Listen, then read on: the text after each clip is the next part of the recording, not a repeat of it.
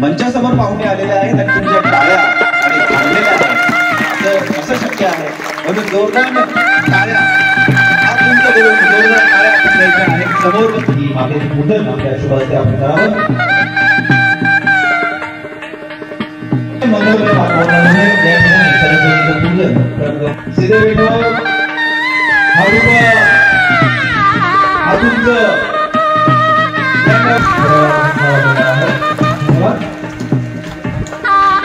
फिल्मी महोत्सव 2023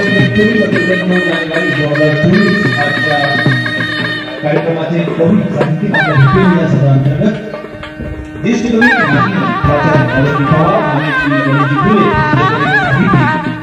आज आपल्या सुद्धा या स्पर्धेमध्ये उडी घेतलेली आहे, सहभाग घेतलेला आहे. प्रमुख पाहुण्यांच्या हस्ते या ठिकाणी नारळ वाढवून श्रीफळ वाढवून या फुलेसर यांच्या हस्ते त्यांना सरांची माझी शाळा सुंदर शाळा यावर खूप काव्य त्यांनी केलेलं आहे. सरांच्या शुभांचे या ठिकाणी श्रीफळ वाढवून माझी शाळा मुख्यमंत्री माझी शाळा सुंदर शाळा या कार्यक्रमामध्ये आपण सहभाग नोंदवलेला आहे. त्याचा औपचारिक उद्घाटन आपण माननीय श्री कवी गणेश फुले सरांच्या शुभांचे केलेलं आहे. जोरदार टाळ्यांच्या गजरामध्ये आपण सर्व प्रमुख पाहुण्यांच्या मान्यवरांचे या ठिकाणी हार्दिक असं स्वागत करत आहोत. हा तुमचं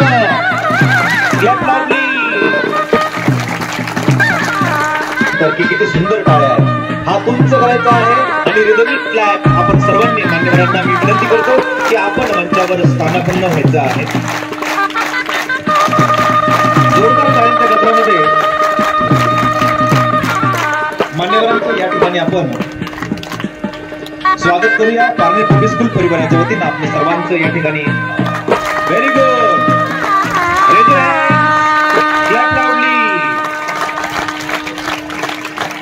सच्चिदानंद कला क्रीडा व शिक्षण मंडळाचे प्राचार्य डांगे पॅटर्न अंतर्गत पारनेर पब्लिक स्कूल परिवार जीएम इंटरनॅशनल स्कूल कवी साहित्यिक आपल्या भेटीला या सदराअंतर्गत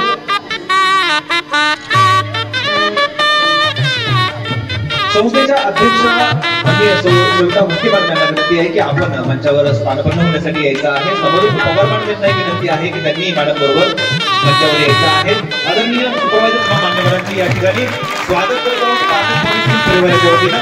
हा तुमचं रिदमिक क्लॅप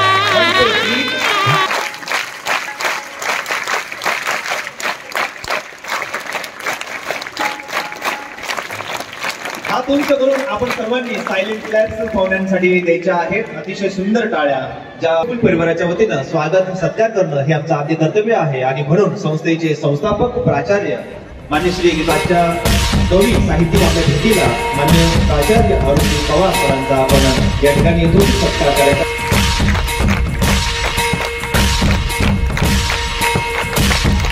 टाळ्यांचा आवाज पण मध्यभागी बसलेले 9वीचे आणि 7वीचे विद्यार्थी जोरदार टाळ्यांच्या गजरामध्ये सरांचा सत्कार या ठिकाणी संपन्न करत आहोत. यानंतर काकडे सरांना विनंती करतो की आपण मान्य कवी गणेश फुले सरांचा या ठिकाणी आपण यथोचित सत्कार करायचा आहे. पुष्पगुच्छ श्रीफळ घेऊन आपण सरांचा टाळ्यांच्या गजरामध्ये या ठिकाणी सत्कार संपन्न करत आहोत.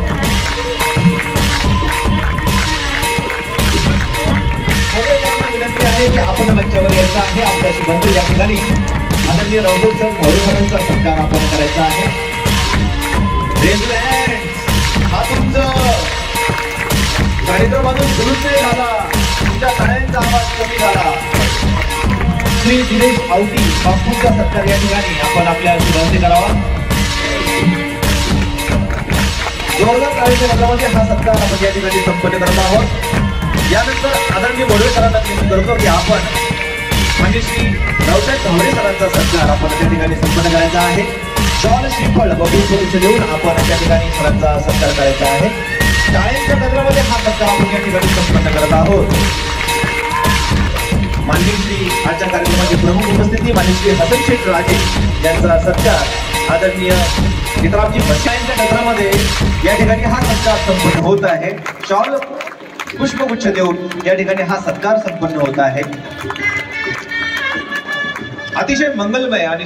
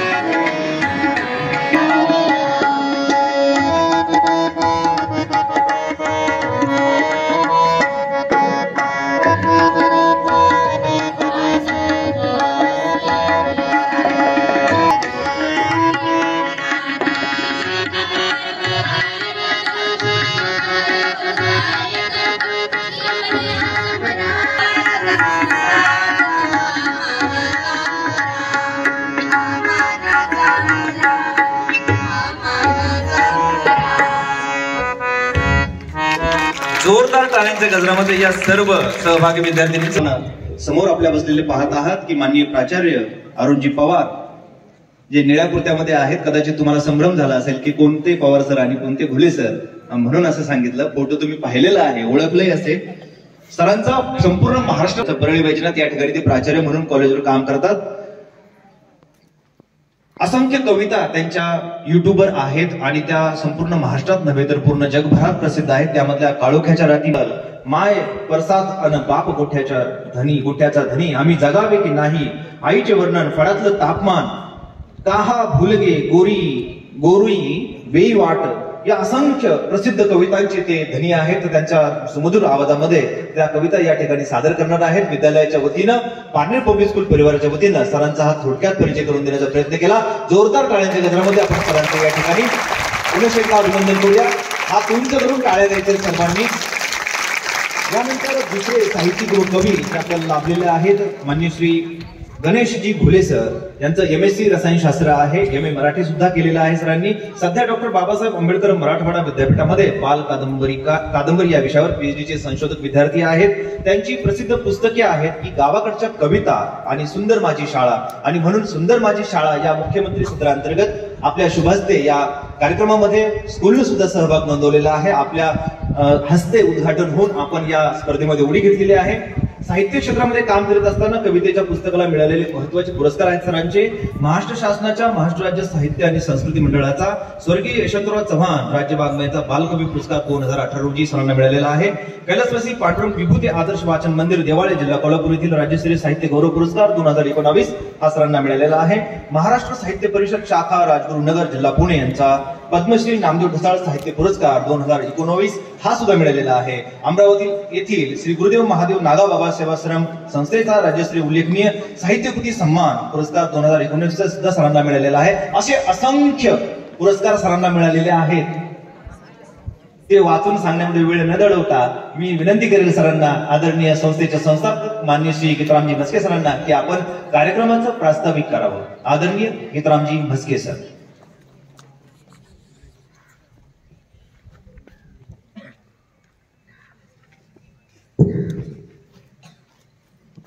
शैक्षणिक महोत्सव 2023-24 आणि योगायोगानं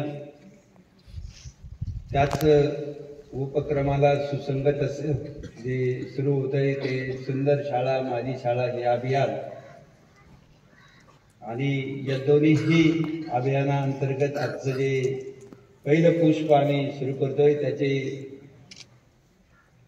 उद्घाटक दोन्ही कवी माननीय घुले सर, माननीय अरुणजी पवार सर.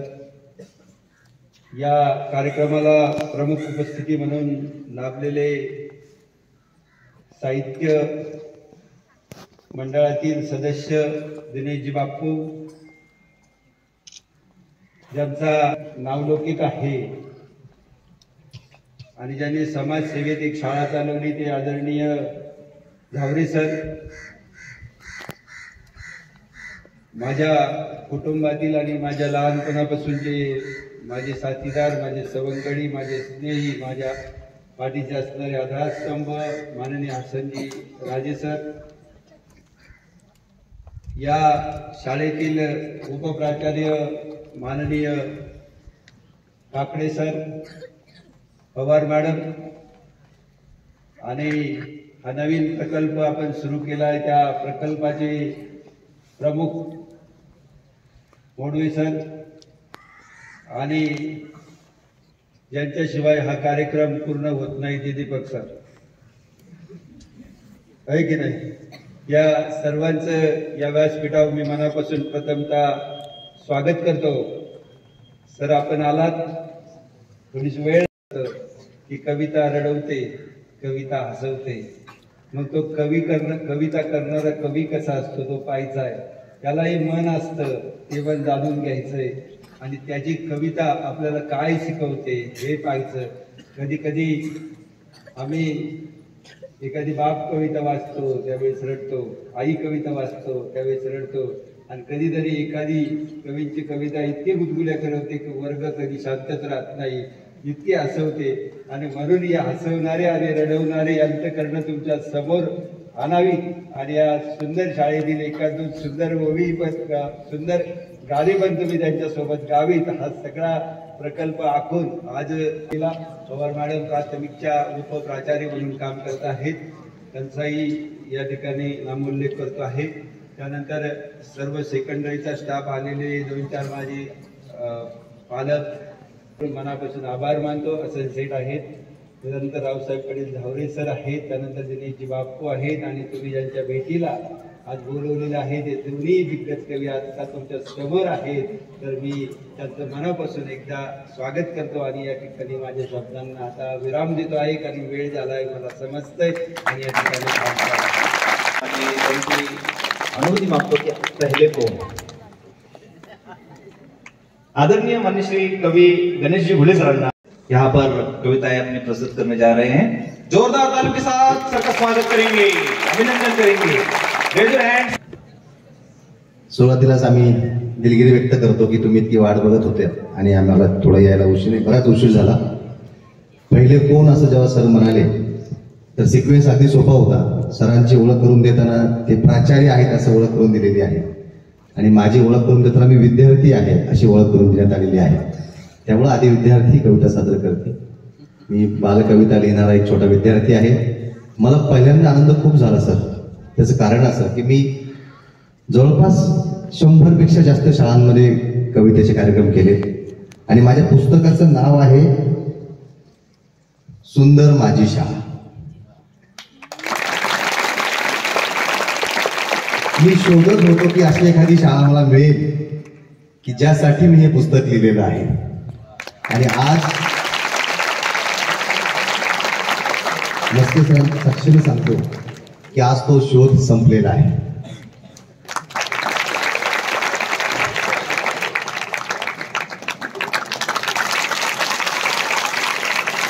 फुलांचा मळा पाहिजे, आनंदाचा सोहळा पाहिजे. फुलांचा मळा पाहिजे, आनंदाचा सोहळा पाहिजे. गावात एक वेळ मंदिर मस्जिद तरी चालेल. फुलांचा मळा पाहिजे, आनंदाचा सोहळा पाहिजे. गावात एक वेळ मंदिर मस्जिद नसेल तरी चालेल, पण पारनेर पब्लिक स्कूल सारखी एक सुंदर शाळा पाहिजे. पारनेर पब्लिक स्कूल सारखी एक सुंदर शाळा पाहिजे. या कॅम्पसमध्ये आल्यावरच माझ्या लक्षात आलं की इतक्या स्वच्छ परिसर आहे, भिंतीवर छान छान चित्र काढलेली आहेत, झाडं आहेत, झाडावर पाखरं बसलेली आहेत, पाखरासारखी समोर लेकरं बसलेली आहेत. आणि मी कधी काळी लिहिलेल्या ज्या ओळी होत्या कवितेच्या त्या ह्याच वातावरणासाठी होत्या की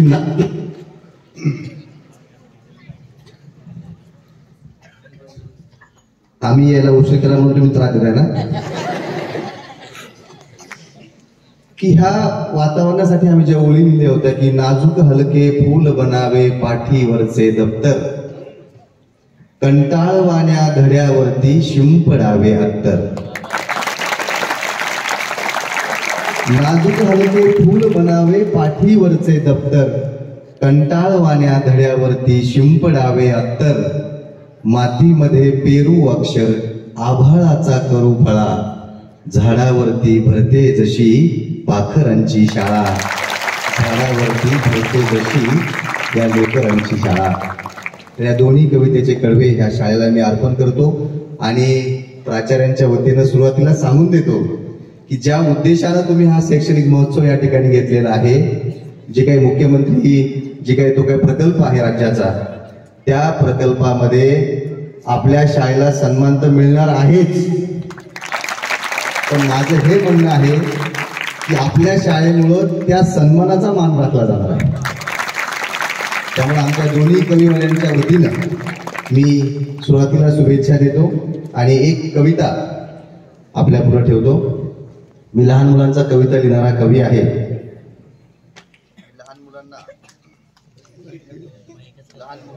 मुलांना सगळेजण सर नेहमी आमचा जो वर्ग आहे त्या वर्गासाठी मी लिहितो, त्यांची एक शोकांतिका आहे की त्यांना सगळेजण घरामध्ये कोणी बोलू देत नाही. घरात बोलायला गेलं की मोठी माणसं काय म्हणतात माहिती आहे आपल्याला, तू काही बोलू नको, तू लिंबू टिंबू आहेस. बरोबर ना? तर माझं म्हणणं आहे या सगळ्या पालकांना आणि या सगळ्या समाजाला की आमची मुलं काही लिंबू टिंबू नाहीत. त्यांना तुम्ही लिंबू टिंबू समजू नका, ते प्रचंड हुशार आहे. एकदा काय झालं सर, मला एक छोटा मुलगा आहे, तो दुसरीच्या वर्गात आहे. मी त्याला ATM मध्ये घेऊन गेलो होतो. त्याच्या आयुष्यात तो पहिल्यांदाच ATMचं मशीन बघत होता आणि त्याच्यासमोर मी असं ATMचं ते कार्ड काढलं, त्या मशीनमधनं असं स्वॅप केलं आणि त्या मशीनला असं पासवर्ड टाकला आणि त्या मशीनमधनं पैसे बाहेर आले. मी त्याला म्हणलं ते पैसे घे आणि सांग तुला आता काय पाहिजे. मग मी विचार केला, मी जेव्हा दुसरीला लहान होतो तेव्हा मी काय मागितलं असतं, किंवा अशा जर माझ्या वडिलांनी मला विचारलं असतं तर मी काहीतरी खेळणं मागितलं असतं, किंवा एखादी कॅडबरी मागितली असती, एखादा ड्रेस मागितला असता, किंवा कुठेतरी मला फिरायला घेऊन जा असं मागितलं असतं. तर त्यानं काय मागितलं माहिती तुम्हाला? तो म्हणला, पप्पा हे ATMचं मशीन आपल्या घरी घ्या पाहिजे. सांगायचा मुद्दा हा की ही लहान मुलं जिथं विचार करणं, आपण जिथं विचार करणं थांबतो ना, तिथं ही लहान मुलं विचार करणं सुरू होतात. फक्त त्यांना बोलू दिलं पाहिजे. आपला प्रॉब्लेम हा आहे की आपण आपल्या मुलांना बोलू देत नाही. आपण त्यांना बोलताना सुद्धा त्यांच्यासोबत WH टाईप बोलतो, म्हणजे त्याचं उत्तर एक तर हो आहे किंवा नाही आहे. शाळेत गेलता का? हो. अभ्यास केला का?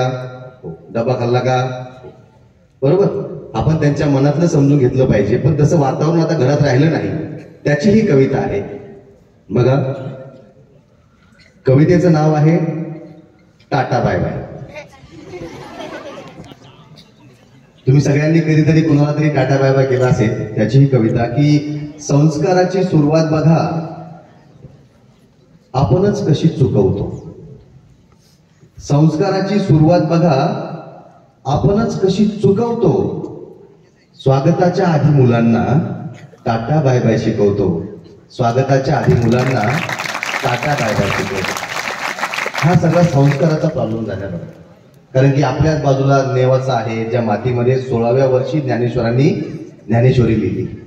14व्या वर्षी छत्रपती संभाजीराजांनी संस्कृत भाषेमध्ये ग्रंथ लिहिला. मग आता 14व्या वर्षातली मुलं, 16व्या वर्षातली मुलं काय करतायत, किंवा आता आपल्याला ज्ञानेश्वर का सापडत नाहीत, आता आपल्याला छत्रपती संभाजीराजे का सापडत नाहीत, कुठेतरी आपले संस्कार कमी पडतायत का? तर त्याचीच ही कविता आहे की स्वागताच्या आधी मुलांना आपण टाटा बाय बाय शिकवतो. कामात असते आई आणि मोबाईल लागतो पप्पांना. प्रत्येक घरातले चित्र आहे बघा की कामात असते आई आणि मोबाईल लागतो पप्पांना. कुणाकडेच वेळ नाही या मुलांसोबत गप्पांना. टाकला त्याची काय एकदा फीज भरली की त्याची सगळी जबाबदारी ते पाठीमागे बसलेत ना, त्यांना गुत्तच देऊन टाकले पोरांना आपण, असं आपल्या आई वडिलांना वाटतं. आणि आई वडिलांची अपुरी राहिलेली स्वप्न आपण आपल्या मुलांमध्ये बघत असतो. मुलं आपल्याला इन्व्हेस्टमेंट सारखी वाटतात की कामात असते आई आणि मोबाईल लागतो पप्पांना. कोणाकडेच वेळ नाही या मुलांसोबत गप्पांना. आजी आजोबांची गोष्टच घरातून हद्दपार झाली.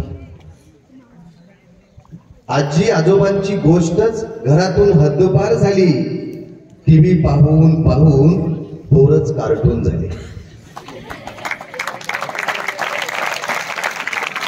फोन आले घरात, भारी व्हिडिओ गेम, रंगी स्मार्टफोन आले. पोरान वाचून मैदान सारे सुने सुने झाले. मैदानाचे खेळ नाही, खेळायला वेळ नाही. मैदानाचे खेळ नाही, खेळायला वेळ नाही. आमच्या लहानपणी असं होतं की आम्ही 10-12 जण मैदानावरती यायचो. पण तो जो चेंडू असतो ना, बॉल, ज्याला आपण टेनिस बॉल म्हणतो, तो आणायला जे काही 25-30 रुपये लागायचे ते आमच्याकडे नसायचे. आता प्रत्येक मुलाकडे 25-30 रुपये आहेत, पण खेळायला 10-12 जण कुठून आणायचे हा प्रश्न आहे. म्हणून असं लिहिलं होतं की मैदानाचे खेळ नाही, खेळायला वेळ नाही. मन, मनगट, मेंदू यांचा ताळमेळ नाही. आणि कवी म्हणून आमची तक्रार आहे ती शेवटी बघा कवितेच्या की कुणी नीट समजूनच घेत नाही मुलांना. कुणी नीट समजूनच घेत नाही मुलांना. मग कसा येईल सुगंध सांगा या फुलांना. मग कसा येईल सुगंध सांगा या फुलांना. मग कसा येईल सुगंध सांगायला. खूप छान. आज या आपल्या परिसरामध्ये आल्याच्या नंतर पुन्हा मस्के सर 7-8 वर्षापूर्वीच्या आठवणी बापू. त्यावेळेस मला वाटतं ही बिल्डिंग नव्हती, आत्ता झाली मस्के सर त्यावेळेस, इकडची. आणि तेव्हा याच महोत्सवामध्ये इथं सहभागी होण्याचा योग आला होता आणि त्यानंतर पुन्हा एकदा तुमच्या सगळ्यांच्या भेटीसाठी आलो. गणेश येताना मला सांगत होता की सर आपल्याला उशीर झालाय, मुलं बसलेली असतील ताटकळत. म्हटलं हो ना, आम्ही गाडीतल्या गाडीतच पळत होतो. असं होत होतं. परंतु गणेशनी मला एक प्रश्न केला, सर ही मुलं जरी ताटकळत बसलेली असली ना तरी शिक्षक फार हुशार असतात. मी म्हटलं कसं, ते बरोबर आपलं लोकेशन घेणार नाही आणि त्यानुसार काय नियोजन लावायचंय ते बरोबर लावणार. आणि त्यात एवढा मोठा दिवा आहे तुमच्याकडे, कळाला ना? अरे वा, छान. म्हणजे विद्यार्थ्यांना जागा कळतात आणि त्यामुळे इतकं छान संचलन. दीपक सर, क्या बात आहे. दीपक सर साठी एकदा टाळ्या झाल्या पाहिजे.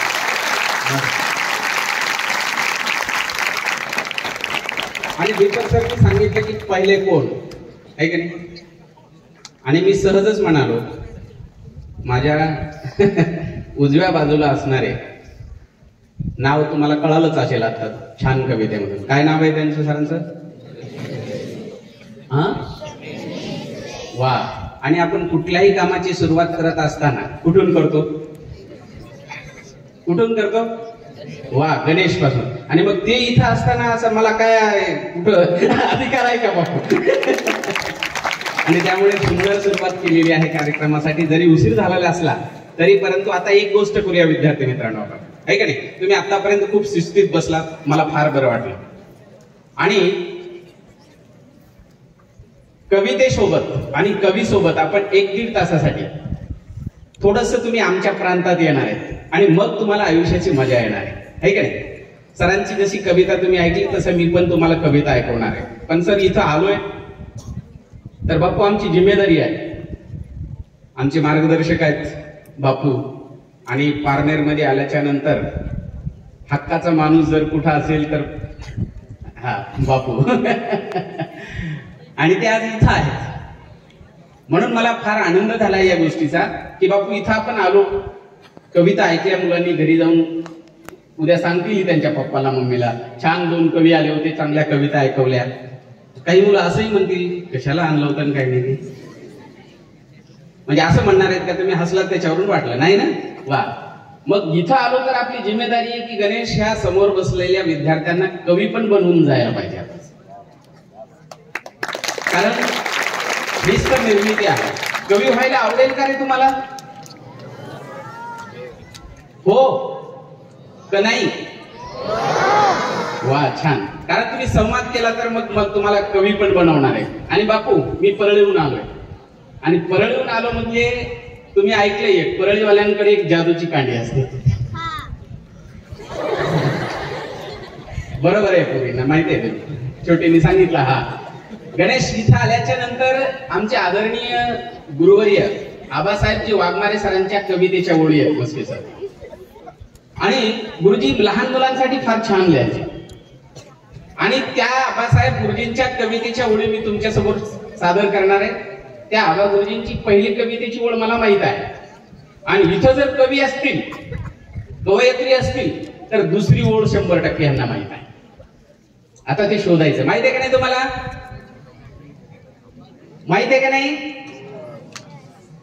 हळूच आवाज येतोय पाठीमागून. हो, मी बऱ्याच ठिकाणी हा प्रयोग केला गणेश. सगळे विद्यार्थी हो माहित आहे म्हणतात असं. पण मस्के सर सहजासहजी विद्यार्थी तुमचे हो म्हणत नाही. माहितच नाही ना? माहित आहे का तुम्हाला? नाही ना? पहिलीच ओळ माहित नाही तर दुसरी ओळ कशी माहित असणार आहे? आता मी पहिली ओळ म्हणणार आहे गणेश.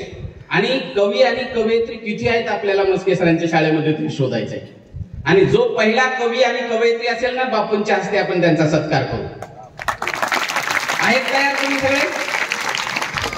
बघा आपण खेळ खेळूयात आणि या खेळामध्ये जो सगळ्याच्या अगोदर पाहुणे समोर आहेत बापू आपण नजर ठेवायची कोणता मुलगा कोणती मुलगी सगळ्याच्या अगोदर दुसरी ओळ म्हणते आणि त्याचा आपण सत्कार करूया एक मुलगा एक मुलगी चला ओके खेळाला सुरुवात करूयात बोलत नाहीत तुम्ही करायची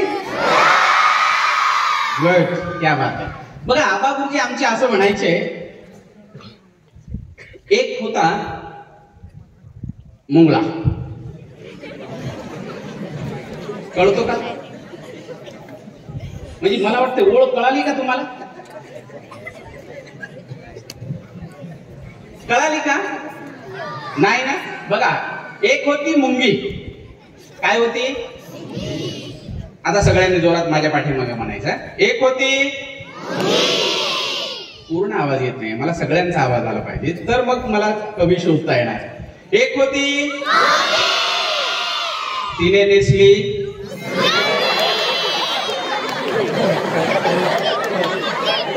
आणि मुंगी कुठं लुंगी नेसते का रे काही पण असं बघा बापू कवी आहेत का नाही इथं एक होती तिने नेसली एक होता तो होता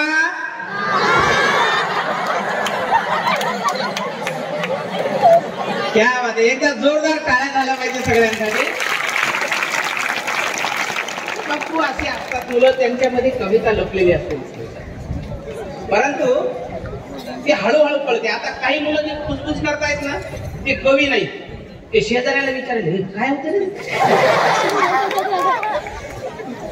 म्हणजे ज्यांना कळलेलं नाही गणेश ते कवी होण्याच्या लायकीचे नाही आणि ज्यांनी ज्यांनी उत्तर दिले ते बरोबर कवी होणार आहेत आता मला एक 75-80% पुढे विद्यार्थी कवी होण्याच्या मार्गावर आहेत नसके सर तुमच्याकडे म्हणून आता मी सगळ्यांचंच एकदा जोरदार टाळ्या वाजवून स्वागत करूया आपण तर अशी अख्खे छोटीशी कविता मी तुम्हाला तुमच्या पुढ्यात ठेवण्याचा प्रयत्न केला ती कविता तुम्हाला माहित नव्हती मी फक्त एक ओळ सांगत होतो दुसरी ओळ तुम्हाला येत होती म्हणून अशा पद्धतीनं हे जे कवी असतात ना जसं गणेशने तुम्हाला आता छान कविता ऐकवली तसंच मी तुम्हाला एक कविता ऐकवणार आहे मला एका प्रश्नाचं उत्तर तुमच्याकडून पाहिजे तुम्हाला व्हॉट्सअप माहित आहे वा व्हेरी गुड पाठीमागचे पण बोलतायत यस माहित आहे फेसबुक माहिती आहे कोणाला माहित नाही हे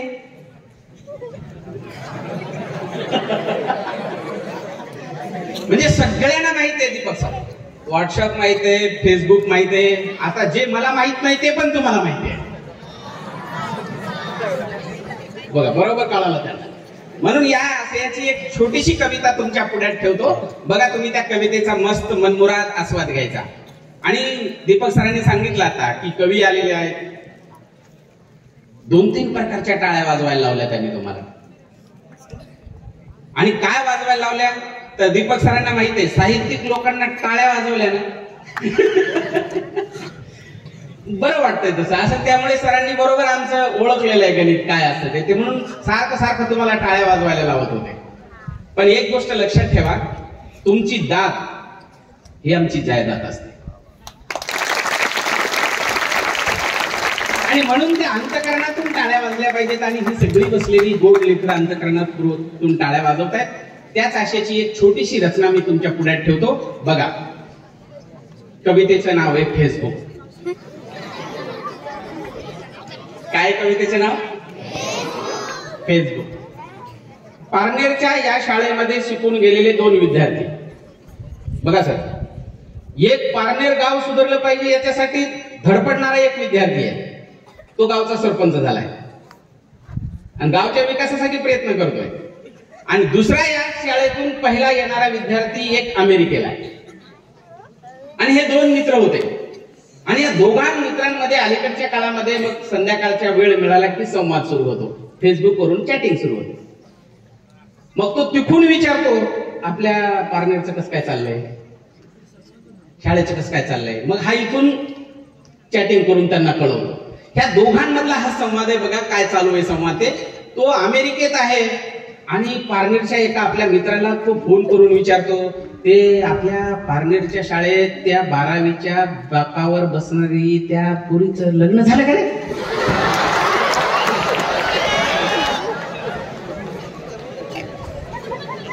मला वाटलं हा प्रश्न तुम्हाला कळणार नाही, पण हे तर पाठीमागचे चिमुकले पण हसायला लागले. आणि मग तो तिथून विचारतो की काय झालं, त्या पहिल्या बाकावर बसत होती त्या सखीचं काय झालं? मग हा सांगतो कसा, ती म्हणजे कविता बघा.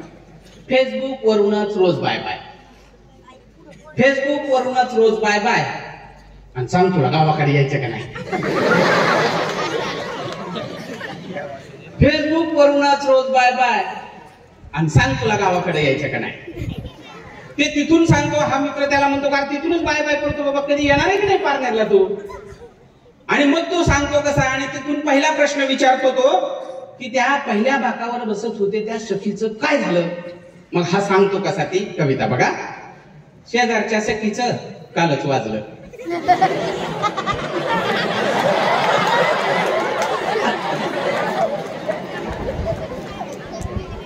शेजारच्या सखीचं कालच वाजलं, गावाचं नाव आपलं तालुक्यात गाजलं.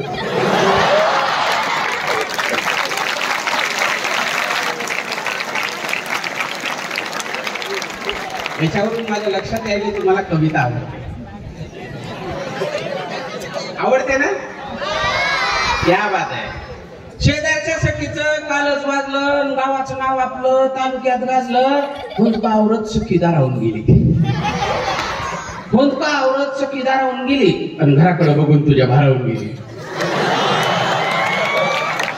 हुंदका आवरत सखी दारावून गेली, घराकडे बघून तुझ्या भारावून गेली. सखीचं झालं तुझं व्हायचं का नाही.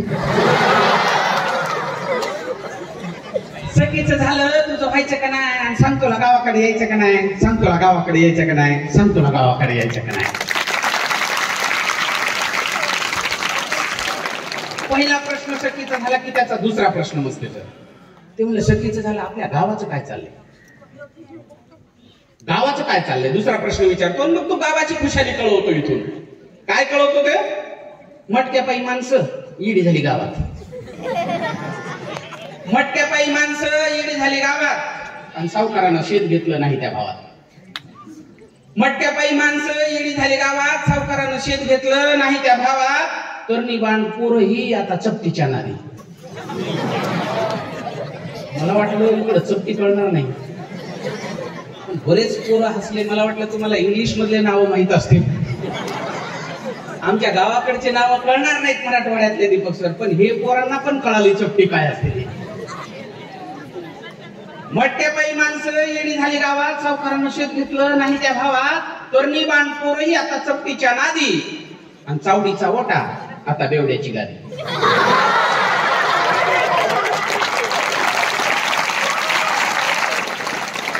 तरणी बाण पोरही आता चपटीच्या नादी, चावडीचा ओटा आता बेवड्याची गादी. आपल्या गावची शाळा आणखी झाडाखालीच आहे, आणि सांग तुला गावाकडे यायचं का नाही, सांग तुला गावाकडे यायचं का नाही, सांग तुला गावाकडे यायचं का नाही. हा तिसरा प्रश्न झाला. सखीचं काय झालं, गावाचं काय झालं, की पुन्हा बापू त्याचा तिसरा प्रश्न. ते काय म्हणते, आपल्या गावचं राजकारणाचं काय चाललंय. आणि महाराष्ट्रातला मराठी पुन्हा इकडं गावातला म्हटल्यावर तो राजकारणाचं विचारणार नाही असं होणारच नाही. आणि मग तू सांगतो कसं गावाचं राजकारणाचं काय चाललंय ते. गावातली माणसं पक्षात बाटली, गावातली माणसं पक्षात वाटली, चुलते पुतणे भावकी वाटली. गावातली माणसं पक्षात वाटली, चुलते पुतणे भावकी वाटली, आणि काचापेक्षा माणसं आता ठिसूळ झालीत गावात, आणि नवऱ्यातून बायको फुटली ही बातमी झाली गावात.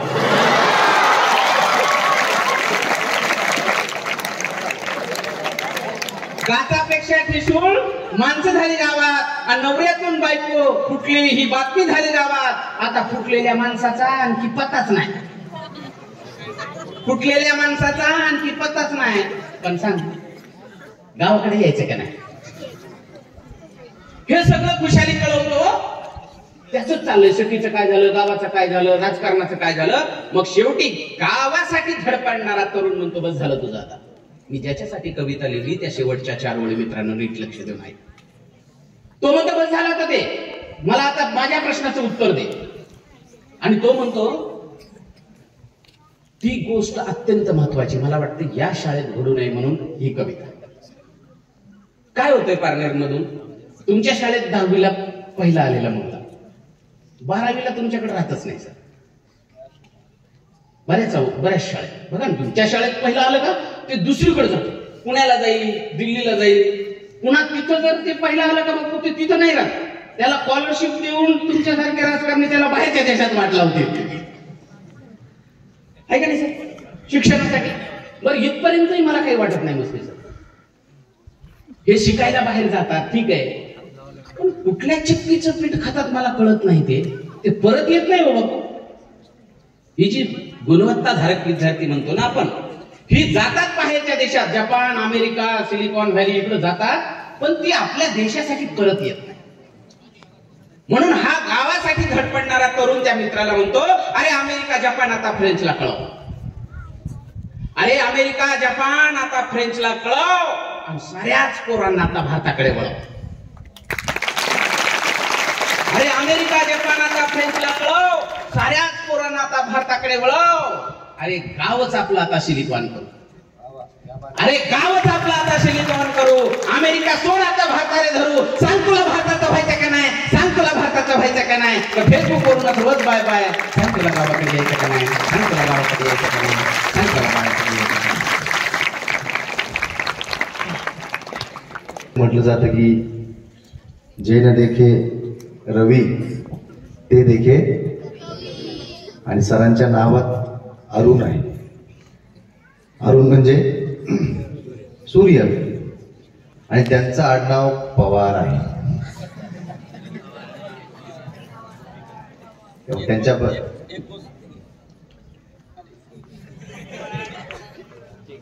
सध्या पवारांचे दिवस चांगले नाही.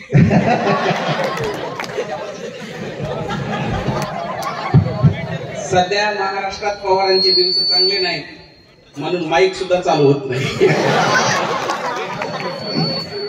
गणेशने फार छान सांगितलं की हे पवार आहेत. मला वाटलं मी इथं एकटाच पवार आहे. अगोदर असं होतं आमचं की जिथं पवार असतील ते एकटेच असायचे, दुसरा पवार सोबत नसायचा मस्के सर. आता काय नाही, अलीकडच्या काळात एका पवारानं आमचं भागतच नाही. म्हणून मी विचार करत होतो व्यासपीठावर दुसरा पवार नसायला पाहिजे आता, पण मला कळालंच इथं पवार मॅडम आहेत म्हणून.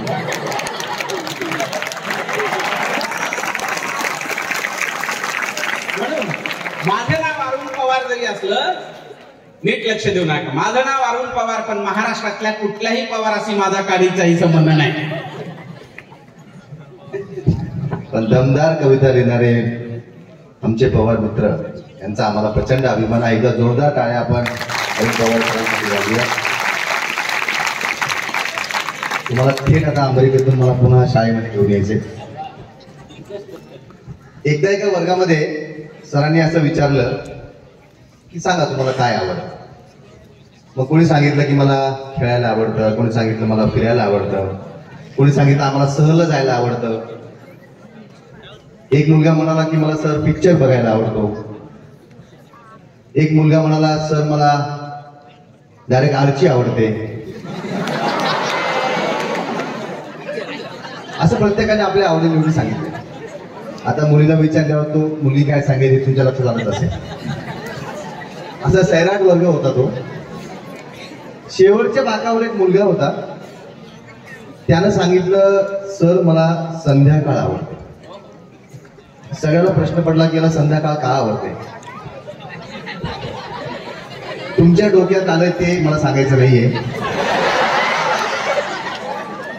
तर तो मुलगा असं म्हणतो की खेळायला खेळणी, अंगावर कपडे, वह्या, पुस्तकं, दप्तर, शाळेचा गणवेश, शाळेची फीस, हे सगळं माझी जे कोणी शाळेमध्ये भरतं किंवा जे मला आणून देतं ते म्हणजे माझे वडील. आणि कामावरून माझ्या वडिलांना घरी घेऊन येते ती म्हणजे संध्याकाळ. म्हणून मला संध्याकाळ सगळ्यात जास्त आवडते. आणि मुलांची अपेक्षा असते की मला वडिलांनी वेळ द्यावा, मला आईने वेळ द्यावा. त्या लहान मुलांच्या काय मागण्या असतात बरं, म्हणजे छोट्या छोट्या मागण्या आपल्या लहान मुलांच्या त्या शाळेतल्या विद्यार्थ्यांच्या असतात, पण पालक म्हणून, आई वडील म्हणून, समाज म्हणून आपण त्या पूर्ण करतो का हा प्रश्न आहे. मोठ्यांच्या खूप मोठ्या मागण्या असतात, म्हणजे मोठ्यांना काय आवडेल त्याचा काही नियम नाही. म्हणजे त्यांना फ्लॅट घेतला की त्यांना रो हाऊस घ्यायचं असतं, टू व्हीलर घेतली की त्यांना फोर व्हीलर घ्यायची असते, एक होम लोन घेतलं की दुसरं होम लोन घ्यायचं असतं. मोठ्यांच्या खूप वेगवेगळ्या मागण्या असतात, पण लहान मुलांच्या खूप छोट्या छोट्या मागण्या असतात. त्या मागण्या काय आहेत त्याची ही छोट्या मुलांची कविता. बघा, आईकडून काय मागणी आहे का छोट्या चिमुकल्याची किंवा छोट्या चिमुकलीची, नीट आहे का. कधीच न रागवण्याचा उपवास धरावा आईने,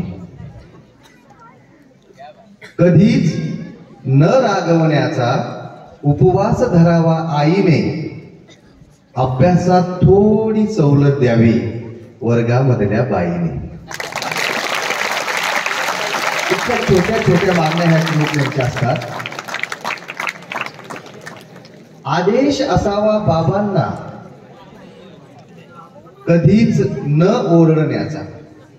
बघा, आदेश असावा बाबांना कधीच न ओरडण्याचा, बोट धरले मी त्यांचे की मलाच घेऊन फिरण्याचा, बोट धरले मी त्यांचे की मलाच घेऊन फिरण्याचा. व्रत करावे दादाने, जो आपल्या घरातला मोठा दादा आहे ना, त्याच्याबद्दल काय मागणी आहे बघा, की व्रत करावे दादाने रोज चॉकलेट देण्याचे, पाठीवरचा घोडा करून बागेत घेऊन जाण्याचे, पाठीवरचा घोडा करून बागेत घेऊन जाण्याचे. आणि हे सगळ्यात महत्वाचं कडवं आहे. ह्या कडव्याचा त्रास मी अरुण सरांनी खूप भोगलेला आहे. ते आहे आपल्या शेजाऱ्यांबद्दल. तुम्ही पण तुमचे सगळे शेजारी पाजारी डोळ्यासमोर आला. टक्केवारी विचारणाऱ्या शेजाऱ्यावर बंदी यावी.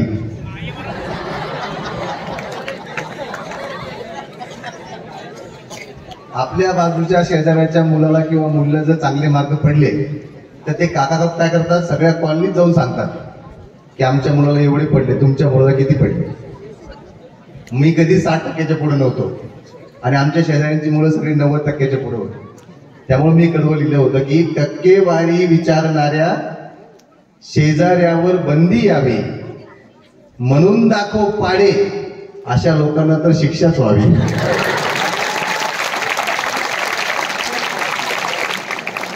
म्हणून दाखव पाडे अशा लोकांना तर शिक्षाच व्हावी. आजी आणि आजोबांना एवढेच असावे काम, आजी आणि आजोबांना एवढेच असावे काम. मला झोप लागेपर्यंत त्यांनी गोष्टी सांगाव्या छान, मला झोप लागेपर्यंत त्यांनी गोष्टी सांगाव्या छान. आणि शेवटचं कडं बघा ह्या कवितेचं, की पाहुण्यांना अनिवार्य असावे. आपण जर कुणाच्या घरी पाहुणे होऊन जाणार असू आणि त्यांच्या घरी जर लहान मुलगा आणि मुलगी असेल तर आपण आवर्जून ती गोष्ट केली पाहिजे असं कवी म्हणून मला वाटतं, की पाहुण्यांना अनिवार्य असावे खेळणी घेऊन येण्याचे, पाहुण्यांना अनिवार्य असावे खेळणी घेऊन येण्याचे. एवढेच आहे मोठ्यांना मागणे येऊया मनाचे, एवढेच आहे मोठ्यांना मागणे येऊया मनाचे. अजून एक छोटी कविता मी आपल्या पुढे ठेवतो. कवितेचं नाव आहे, सरांनी आता व्हॉट्सअप आणि फेसबुकचा विषय काढला, मला माझी कविता आठवली, त्याचं नाव आहे मोबाईल. ज्या मोबाईलमुळे तुम्हाला हे व्हॉट्सअप, फेसबुक, इंस्टाग्राम, ट्विटर ओळखीचे झाले, त्याचा हा तो मोबाईल, त्याची ही कविता. घरामध्ये काय होतं की आता आईकडे मोबाईल आहे, पप्पाकडे मोबाईल आहे, मोठ्या दादाकडे मोबाईल आहे, आणि मग आपल्याकडं मोबाईलमध्ये खेळायला वेळ आहे, बोलायला वेळ आहे, पण मुलांना द्यायला वेळ नाही. अशा घरातला एक वैतागलेला मुलगा आहे, त्याची ही कविता आहे. तो काय म्हणतो बघा, पप्पा सोडा मोबाईल, माझ्यासोबत बोला. पप्पा सोडा मोबाईल, माझ्यासोबत बोला. थोडा वेळ बागेमध्ये खेळू ना आपण चला. तो दिवस दूर नाही मित्रांनो की वकिलाकडे फक्त नवरा बायकोच घटस्फोटला जातील असं जात आहे. काही दिवसांनी एखादा चिमुकला पण जाईल आणि तोच म्हणेल की वकिलाला मला माझ्या आई वडिलांपासून घटस्फोट पाहिजे. की पप्पा सोडा मोबाईल माझ्यासोबत बोला, थोडा वेळ बागेमध्ये खेळू ना आपण चला. रात्रभर मोबाईल असतो तुमच्या उशाला, तरी सुद्धा दिवसभर सोबत ठेवता कशाला. तो चिमुकलाय, त्याला काही कळत नाही. त्याला एकच वाटतं की माझ्या वडिलांनी मला वेळ द्यावा. की पप्पा सोडा मोबाईल माझ्यासोबत बोला, थोडा वेळ बागेमध्ये खेळू ना आपण चला. रात्रभर मोबाईल असतो तुमच्या उशाला, तरी सुद्धा दिवसभर सोबत ठेवता कशाला. पप्पा आज मोबाईल तुम्ही ऑफिसमध्येच विसरा, माझा चेहरा होईल मग आनंदानं हसरा. रात्रभर मोबाईल तुम्ही हाती धरता, रात्रभर मोबाईल तुम्ही हाती धरता, माझे बोर्ड धरून सांगा ना केव्हा फिरता. आणि त्याला वाटतं की एवढं सांगूनही माझे बाबा काही माझं ऐकत नाही. मग तो चिमुकला काय करतो, तो हात जोडतो आणि देवघरातल्या देवासमोर प्रार्थना करतो. तो काय म्हणतो देवाला की देवा, देवा मला पुढच्या जन्मी मोबाईल व्हायचा आहे. देवा मला पुढच्या जन्मी मोबाईल व्हायचा आहे, कारण मला दिवसभर माझ्या पप्पांसोबत राहायचं आहे.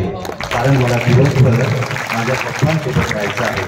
कारण मला दिवसभर माझ्या पप्पांसोबत राहायचं आहे. असं वाटतं ना आपल्याला प्रत्येकानं.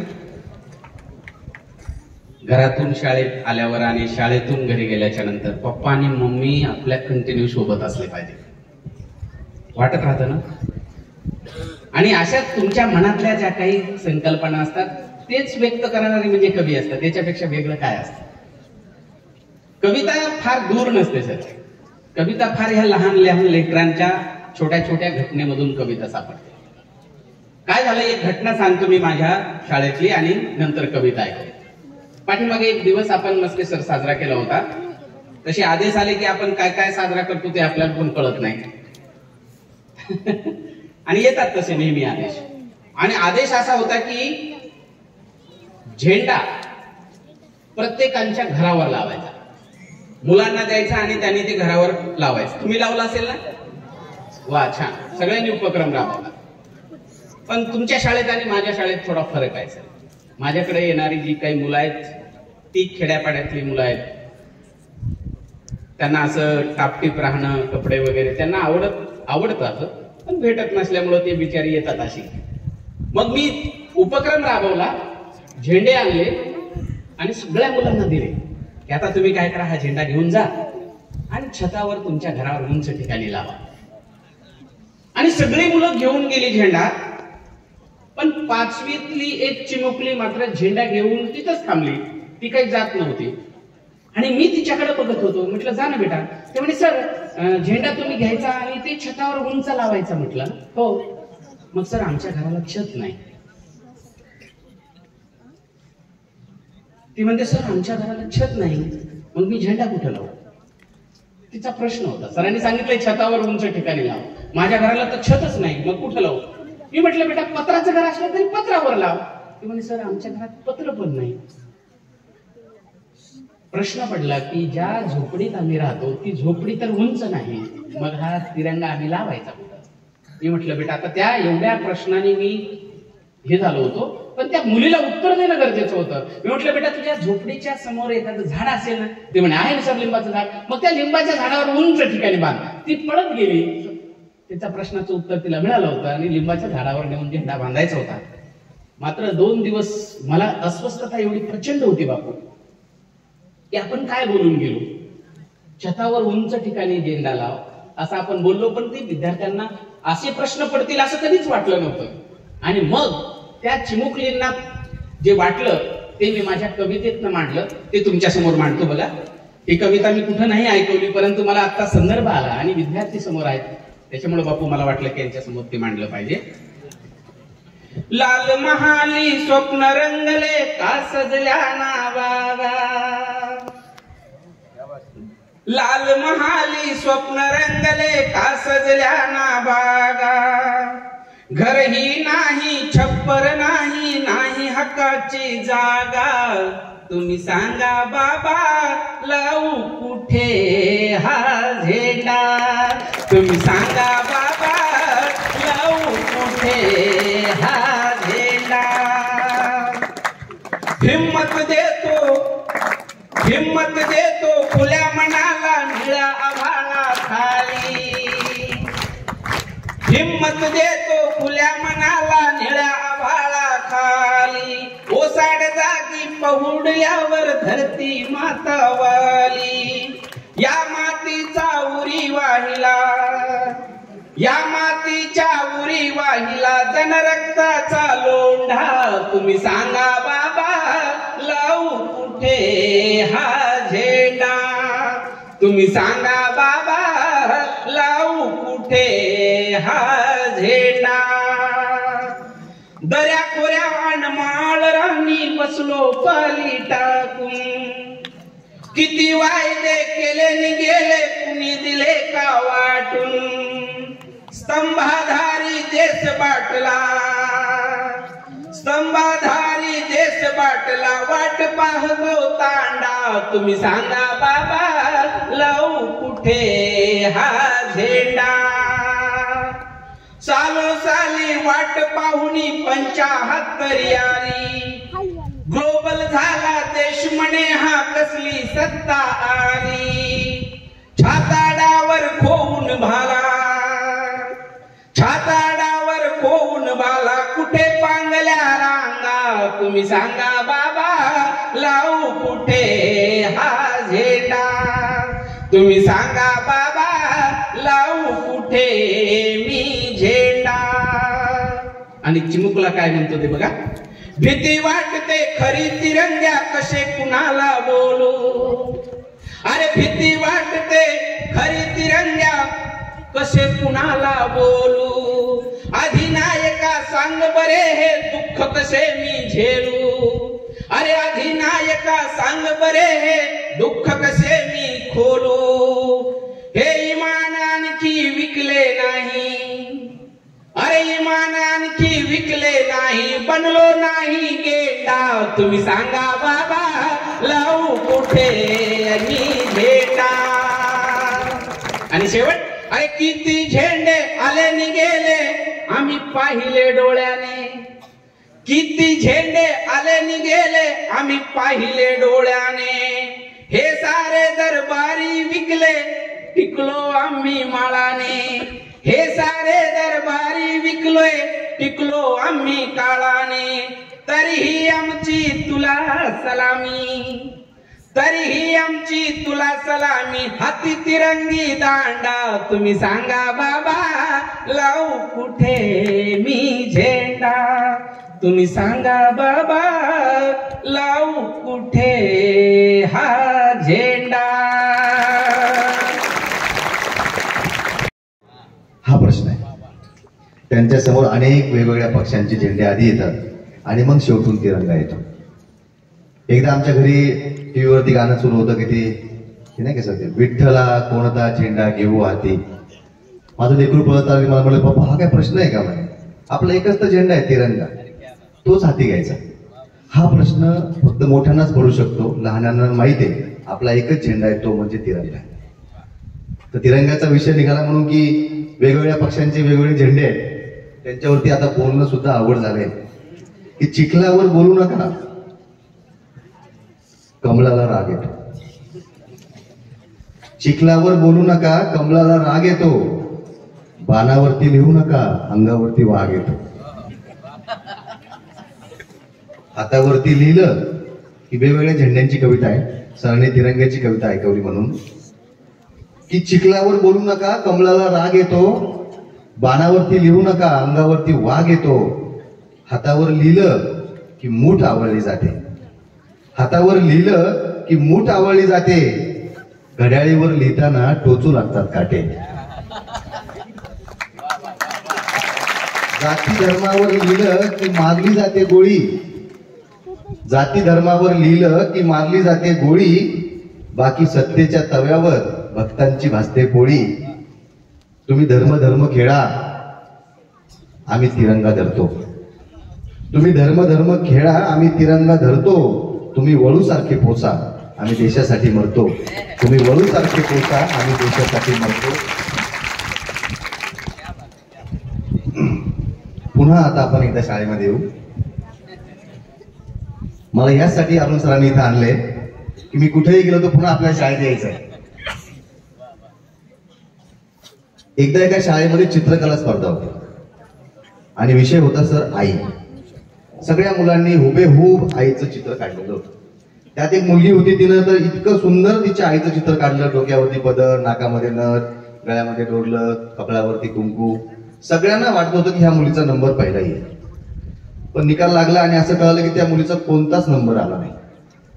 ती मुलगी एकदम निराश झाली आणि परीक्षकाला जाऊन भेटली आणि ती म्हटली की सर, मी तर सगळ्यात सुंदर माझ्या आईचं चित्र काढलं होतं. सगळ्या वर्गाला माहित होतं की मी सगळ्यात सुंदर चित्र काढले, माझा कोणताच नंबर आला नाही. मग ते परीक्षक म्हणाले, बेटा तुझं चित्र खरंच सगळ्यात सुंदर होतं, पण तू त्या चित्रामध्ये एक गोष्ट काढायला विसरली म्हणून तुझा नंबर आला नाही. तू तुझ्या आईचे कानच त्या चित्रामध्ये काढायला विसरली. मुलगी खूप हुशार होती. ती म्हटली, सर मी माझ्या आईचे कान काढायला विसरले नाही, मी मुद्दामून माझ्या आईचे कान काढले नाहीत. कारण माझ्या घरी माझी आई माझं काहीच ऐकत नाही. बघा, ही चित्रापर्यंत आलंय, उद्या बोलण्यापर्यंत येईल, परवा काळापर्यंत जाईल. मुलांना असं वाटायला लागणं हे म्हणजे मोठ्याने चिंता करण्यासारखी गोष्ट आहे. तर अशाच आईवडिलांची कविता आहे. मला सरांसारखा आवाज नाही, पण मी थोडी लयीत गाण्याचा प्रयत्न करतो. असे माझे बाबा तशी माझी आई, असे माझे बाबा तशी माझी आई, कसे होईल माझे त्यांना चिंता ठाई ठाई. असे माझे बाबा आणि तशी माझी आई, कसे होईल माझे त्यांना चिंता ठाई ठाई. सूर्या आधी भल्या पहाटे उठलो पाहिजे मी, लगेच पुन्हा अभ्यासाला बसलो पाहिजे मी. सूर्या आधी भल्या पहाटे उठलो पाहिजे मी, लगेच पुन्हा अभ्यासाला बसलो पाहिजे मी. साखर झोप गोड स्वप्न काही काही नाही, साखर झोप गोड स्वप्न काही काही नाही. कसे होईल माझे त्यांना चिंता ठाई ठाई. असे माझे बाबा आणि तशी माझी आई, कसे होईल माझे त्यांना चिंता ठाई ठाई. हे कडू बघा, बाजूचा तन्मय बघ शेपू भेंडी खातो. प्रत्येक आई वडिलांची तुलना असते. बाजूचा तन्मय बघ शेपू भेंडी खातो, वर्गामधल्या मुक्ताचा नंबर पहिला येतो. मला साधे गणिताचे पाडे पाठ नाही, कसे होईल माझे त्यांना चिंता ठाई ठाई. असे माझे बाबा आणि तशी माझी आई, कसे होईल माझे त्यांना चिंता ठाई ठाई. बघा, हे सगळ्यात महत्वाचं कडवं ह्या कवितेतलं, की गुलाबाचा रंग कसा शेवंतीला यावा, मोगऱ्याचा गंध कसा धोत्र्याने घ्यावा. आपली उगाच अपेक्षा असते की तुला आपल्या मामाच्या मुलाला 90 पडले, तुला का नाही पडत आहे. आत्याच्या मुलाला 80 पडले, तुला का नाही पडत आहे. त्याचा मुलगाचा नंबर डॉक्टरला आला, तुझा का लागत नाहीये. आपण तुलना करतो. की माझं असं म्हणणं आहे की काही फुलं हारात असतात, काही असतात देवघरात. काही फुलं हारात, काही देवघरात. काही फुलं झाडावरच डुलतात जोरात. काही फुलं हारात, काही देवघरात. काही फुलं झाडावरच डुलतात तोऱ्यात. काही फुलं होतात घरावरचं तोरण, काही कोमेजून जातात विनाकारण. काही फुलं होतात घरावरचं तोरण, काही फुलं जातात कोमेजून विनाकारण. वेगवेगळ्या झाडांना वेगवेगळी असतात फुले, वेगवेगळ्या झाडांना वेगवेगळी असतात फुले. आईवडिलांना कळावं एक सारखी नसतात मुले, आईवडिलांना कळावं एक सारखी नसतात मुले. आणि म्हणून की गुलाबाचा रंग कसा शेवंतीला यावा, धोत्र्याचा गंध कसा मोगऱ्याने घ्यावा. झेंडूचे फूल कसे होईल जाई जुई, कसे होईल माझे त्यांना चिंता ठाई ठाई. असे माझे बाबा आणि तशी माझी आई, कसे होईल माझे त्यांना चिंता ठाई ठाई. आई बाबाच्या स्वप्नामधला डॉक्टर होऊ कसा, मुळात आहे कासव मी होईल का हो ससा.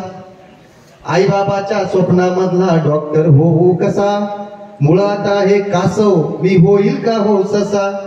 भीतीपोटी धावू की चालू पायी पायी, कसे होईल माझे त्यांना चिंता ठाई ठाई, असे माझे बाबा आणि तशी माझी आई.